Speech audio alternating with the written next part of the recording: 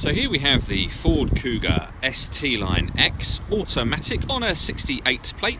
I'm going to start off by showing you around the outside of the car, and then we'll hop in and run through some controls on the inside. But from the outside you can see that it's a 5-door car with tinted windows and those black alloy wheels to match the exterior colour of the car. We're going to start off inside the boot and then work our way around the rest of the car from there.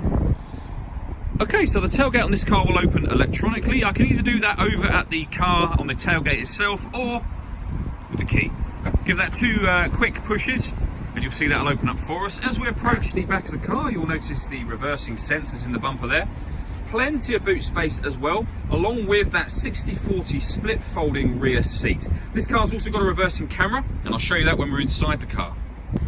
Okay, so we're just going to work our way back round to the front of the car now, and then we'll hop in and run through some controls on the inside. But now that we've done a full circle of it, you can see that it's in fantastic condition the whole way round. Just briefly before we climb in, I think it's well worth seeing the interior from this exterior point of view. These seats are not only half leather, but you have that red stitching that runs through to the steering wheel and gear lever gaiter as well. The driver's seat is also electronically adjustable, as you can see. Okay, so now that we're inside the car, we're going to start with the dials. On the left-hand side, we have the rev counter, and on the right-hand side, the speedometer. At the bottom in the middle, we've got the fuel gauge and coolant temperature gauge. And then in the central section here, we have the trip computer, including the total miles for this car, which are 6,108. Just to the right-hand side of that, it will show you what gear this car is currently in. You can see P for park is highlighted at the moment. In the main section, we have the trip computer. So at the moment, this screen is showing 4 different bits of information. You can have, if you wish to, some of those pieces displayed individually if you would rather, or you can have a digital readout for the speedometer permanently displayed there as well, which is very useful. If we back out to the steering wheel, the buttons I was using on the trip computer just now are these ones on the left, beneath which we've got both cruise control and speed limiter.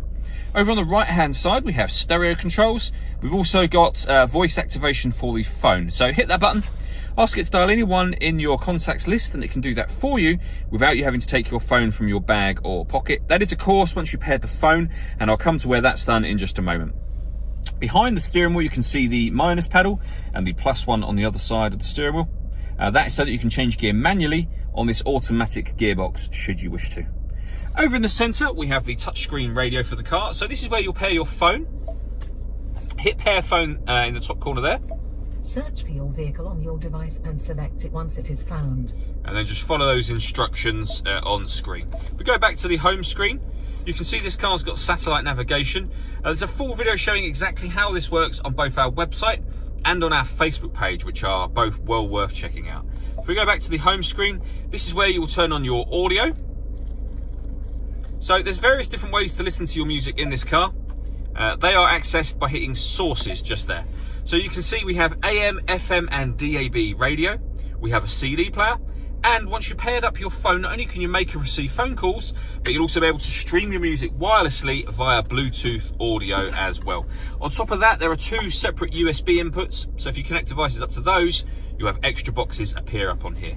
And lastly, for the screen, I mentioned we had a full color reversing camera. You can see that just there. So you can see the rear bumper in the image and guidelines showing you what direction the car is headed in relation to the image displayed on the screen. So it does make it very easy to park. Working our way down, we have the dual zone climate control. So you can adjust the temperature on the passenger side and on the driver side of the car. Fan speed up and down from here. You can determine where you'd like the air to be distributed. When you're happy with all of those settings, that button turns the air conditioning on. Or you can hit auto and the car will now maintain 21 degrees on both sides of the car by taking full control of the fan speed for you. You can override that at any time you wish to. We've also got a heated rear screen and a proper heated front screen. And for those cold winter days, driver's seat and passenger seat are both heated with 3 different heat settings on each. Below that, we have these buttons along the bottom here. So this one will turn off the stop and start. This car is designed to cut out in traffic when it's stationary to save you fuel. That will open up the tailgate from inside the car. This one turns off the parking sensors.